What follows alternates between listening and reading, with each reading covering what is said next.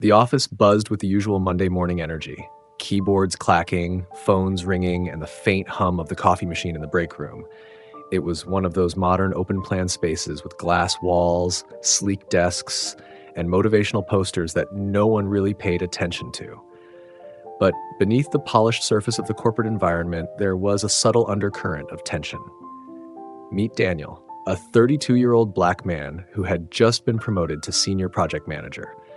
He was the kind of guy who always had a smile on his face, even when deadlines were suffocating him. Hardworking, kind, and brilliant at his job, Daniel had earned his promotion through years of late nights and relentless dedication. But not everyone was happy for him. Enter Emily, a 28-year-old white woman who'd been with the company a year longer than Daniel. She was sharp-tongued, ambitious, and used to being the center of attention. When Daniel got the promotion she'd been eyeing, something inside her snapped. It wasn't just about the title or the pay raise. It was the fact that he got it. Someone she secretly looked down on, someone she thought didn't deserve it. The tension between them was subtle but undeniable. Emily's snide remarks during meetings, her cold stares across the room, and the way she'd accidentally leave Daniel off of important emails all spoke to her growing resentment. But Daniel, ever the professional, brushed it off. He had bigger things to focus on, like proving himself in his new role. What Daniel didn't know was that Emily's jealousy was about to boil over in the most destructive way possible. And it would all begin with a single calculated move on a quiet Tuesday morning. Emily sat at her desk, fingers drumming impatiently on the keyboard. She wasn't typing anything of importance, just staring at the screen, her mind spinning. Her eyes kept darting toward Daniel's office where he was laughing with their boss, Mr. Thompson. The sound of their laughter grated on her nerves, each chuckle piercing her with frustration. How did he do it? She thought, jaw tightening. How did he swoop in and take what was rightfully mine? It wasn't just about the promotion. It was the way everyone seemed to adore him. The way he could walk into a room and instantly lift the energy. The way Mr. Thompson trusted him with the biggest projects. Emily had worked harder, longer, and smarter, or so she believed. But no one seemed to notice. Her eyes landed on the email announcing Daniel's promotion again. Her stomach twisted in disgust. She couldn't stand the sight of his name in bold, the congratulatory replies from colleagues flooding the thread. She clicked out of it, but the image of the announcement burned into her mind. That's when the idea began to form. At first, it was just a fleeting thought, a dark little whisper in the back of her mind. But the more she thought about it, the more it took shape. She began researching online, her fingers trembling as she typed how to frame someone and false accusations. The guilt tried to creep in, but she pushed it aside. After all, Daniel didn't deserve the promotion. He didn't deserve any of it. She spent countless nights lying awake, her mind consumed by the plan. Each detail ran through her head over and over. She'd wait for the right moment when the office was quiet, when no one else was around. She'd make it convincing, so convincing that no one could doubt her. It would be flawless. The morning she decided to act, she dressed carefully. She chose a blouse that could easily tear, heels that would make her appear vulnerable.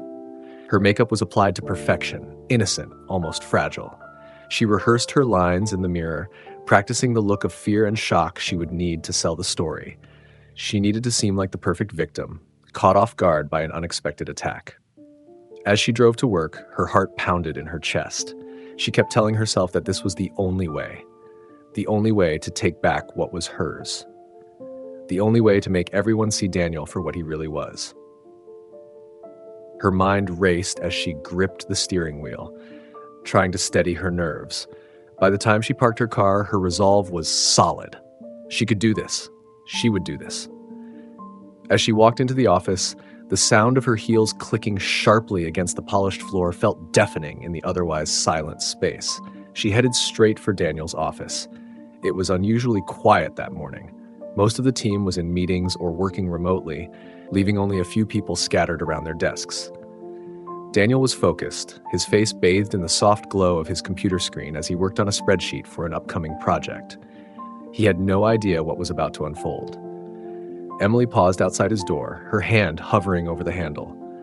Her heart was racing, but she forced herself to take a deep breath. This was it. No turning back now. She pushed the door open and stepped inside, closing it softly behind her. Daniel looked up, surprised, but smiled when he saw her. "Hey, Emily," he said, his tone friendly. "What's up?" She didn't answer right away. Instead, she walked closer to his desk, her eyes darting around the room as if checking for something. Daniel's smile faded slightly, replaced by a look of confusion. "Emily? Everything okay?" he asked, leaning back in his chair. That's when she made her move. In one swift motion, Emily grabbed the collar of her blouse and yanked it with all her strength, tearing the fabric. Buttons flew across the room, and the sound of the rip echoed in the quiet office. Daniel's eyes widened in shock, but before he could react, Emily stumbled backward, her face twisted in fake terror. "Stop!" she screamed, her voice loud enough to carry down the hall. "Get away from me!" Daniel froze, his mind struggling to process what was happening. "Emily? What?" But before he could finish, she shouted again, her voice trembling with feigned panic. "Help someone, please! He's trying to!" The door burst open and a few colleagues rushed in, their faces a mix of confusion and alarm. Emily was now crouched in the corner, arms wrapped around herself, her face streaked with fake tears. She looked every bit the victim. "What the hell is going on here?" one of Daniel's colleagues demanded, his eyes flicking between Emily and him, his voice tense. Daniel stood up quickly, his hands raised in a gesture of innocence. "I don't know. She just came in, and he tried to assault me," Emily interrupted, her voice breaking as if on cue.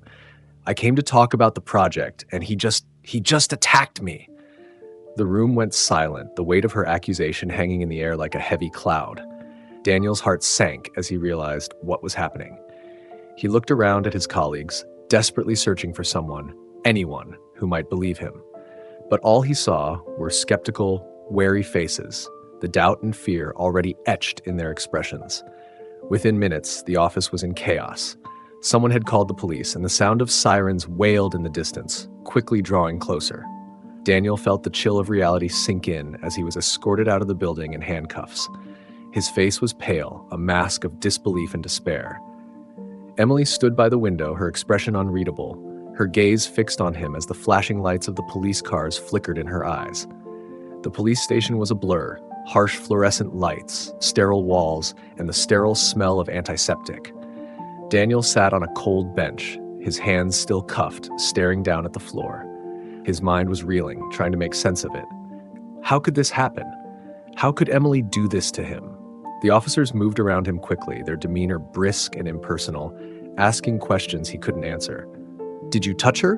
one of them asked, his tone accusatory, as if Daniel were already guilty. "No, I would never."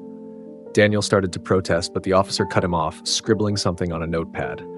"Save it for the judge," he said, his words cold, as if Daniel had already been sentenced. Back at the office, the news was spreading fast. Whispers filled the hallways, the break room buzzing with speculation. "I always thought there was something off about him," one colleague muttered under her breath. "I mean, he was too nice, you know?" The story exploded on social media. A local news outlet picked it up, and soon, Daniel's face was everywhere. His mugshot plastered across screens with sensational headlines like "Senior Manager Accused of Assault" and "Corporate Scandal Rocks Local Business." The comment sections became a cesspool of judgment, outrage, and hate. "I hope he rots in jail. This is why you can't trust people like him. She's so brave for speaking out." Daniel's family was devastated. His mother cried herself to sleep every night, like the anguish of what was happening to her son too much to bear.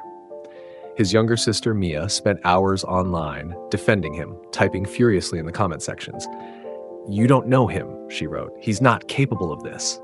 But her words were drowned out by the overwhelming noise of people condemning him. At work, the atmosphere had turned suffocating. Mr. Thompson, their boss, called an emergency meeting. His face was grim as he addressed the team. "Until this is resolved," he said, his voice low and heavy, "Daniel will be on unpaid leave. We need to distance ourselves from this situation." Emily, on the other hand, was treated like a hero.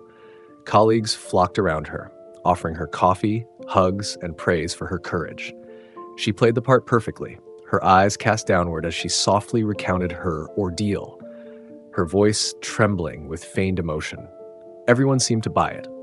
She was the victim, the brave woman who had stood up. But behind the scenes, Emily's nerves began to fray.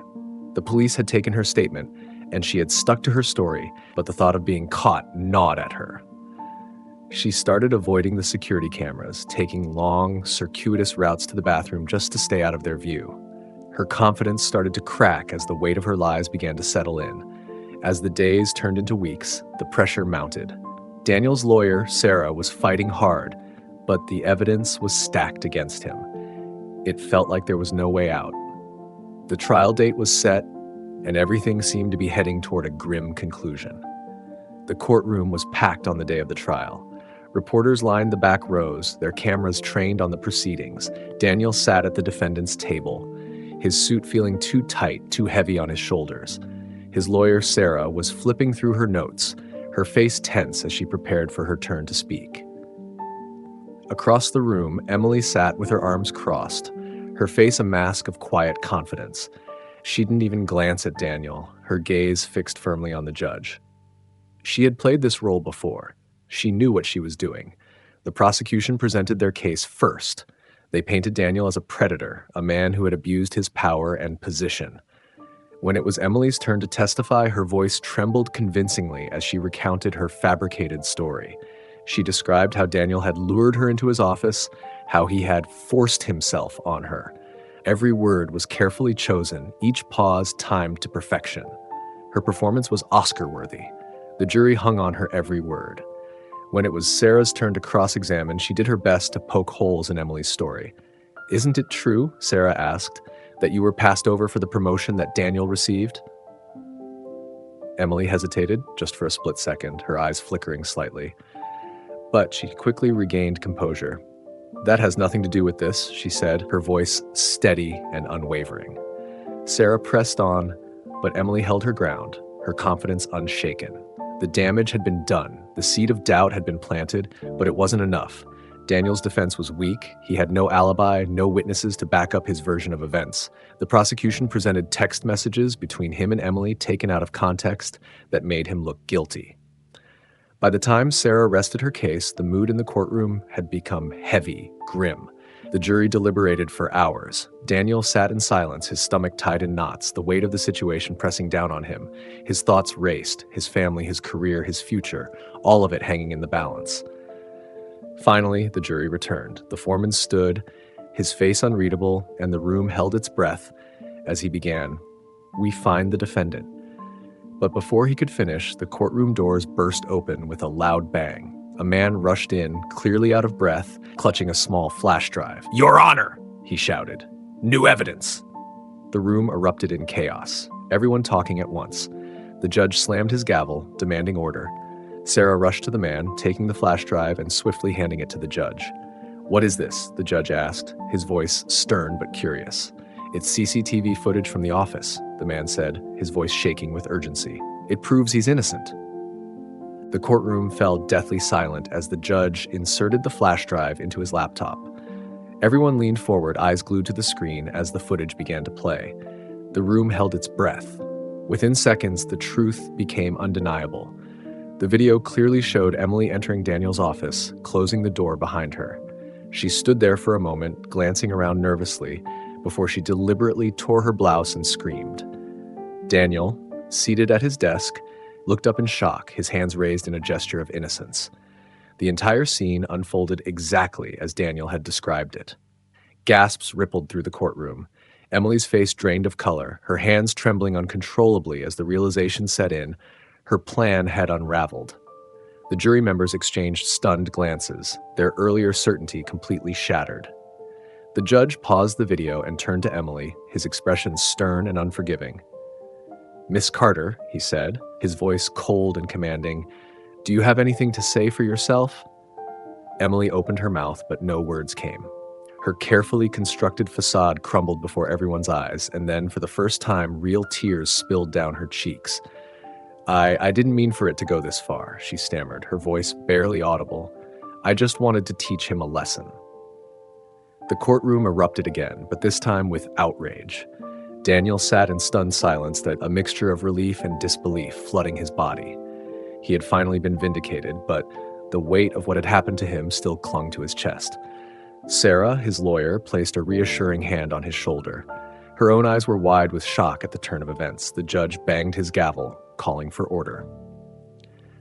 "Based on this new evidence," he declared, his voice steady, "I am dismissing all charges against Mr. Daniels. Miss Carter, you will be remanded into custody, pending further investigation." As the bailiffs led Emily away in handcuffs, Daniel finally allowed himself to breathe. The nightmare was over, but the scars it had left would take time to heal. The days that followed were a whirlwind of emotions. Daniel returned to work, but the atmosphere was far from normal. The colleagues who had once doubted him now avoided his gaze, their guilt written all over their faces. Mr. Pioud, Thompson called Daniel into his office, his expression a mixture of relief and regret. "Daniel," he began, his voice heavy with sincerity, "I can't begin to apologize enough for what you've been through. We failed you, and for that, I'm truly sorry." Daniel nodded, still processing everything, his emotions raw. "Thank you," he said quietly, the weight of the past few weeks still fresh in his mind. Mr. Thompson leaned forward, his tone earnest. "To make it right, we're promoting you to Director of Operations. It's a role that should have been yours from the start. You've handled this with more grace and strength than anyone could have expected." Daniel's eyes widened, a mixture of shock and gratitude flooding over him. It was a bittersweet victory, one that came at a tremendous cost, but a victory nonetheless. The injustice had been corrected, and although the scars would remain, Daniel had emerged stronger, ready to take on the next chapter of his life. Meanwhile, Emily's trial was swift and to the point. The CCTV footage combined with her confession left no room for doubt. She was sentenced to 3 years in prison for false accusation and obstruction of justice. The media, once so quick to vilify Daniel, now turned their attention to her. Reporters dissected her motives, digging into her past and exposing the web of lies she had spun. At home, Daniel's family celebrated quietly, relieved that the nightmare was finally over. His mother, unable to contain her emotions, hugged him tightly, tears streaming down her face. "I knew you'd get through this," she whispered, her voice filled with pride and love. "I never doubted you." But for Daniel, the real victory wasn't the promotion or the public vindication. It wasn't the headlines or the newfound respect he gained in the office. It was the knowledge that he had stood firm in the face of unimaginable adversity. He had survived, and in doing so, had become stronger, more resilient than he ever thought possible. As the dust settled and life returned to some semblance of normalcy, Daniel found himself reflecting on everything that had happened.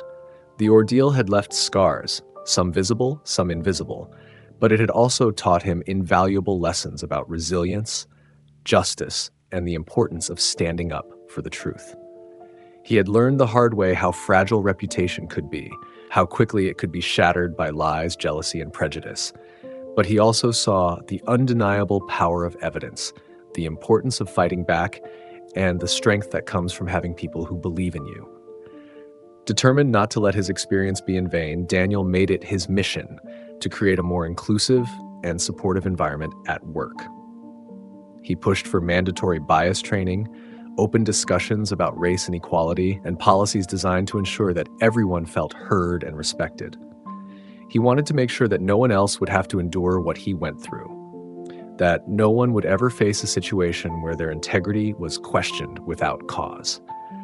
The story of Daniel and Emily became a cautionary tale. It was a powerful reminder of the dangers of jealousy, racism, and the lengths some people will go to destroy others. But more importantly, it was a story of hope, proof that truth, no matter how deeply buried, has a way of coming to light in the end. Daniel's journey resonated with millions. His story went viral, sparking conversations about systemic racism, workplace dynamics, and the importance of standing up against injustice. People reached out to him, sharing their own experiences and thanking him for his courage. They saw him not just as a survivor, but as a symbol of resilience in the face of adversity. In the end, Daniel emerged stronger than ever, not just as a survivor, but as an advocate for change. He had faced the darkest of storms and come out stronger on the other side. And as he stood in his new office looking out at the city skyline, he knew one thing for certain: no matter what challenges lay ahead, he was ready to face them.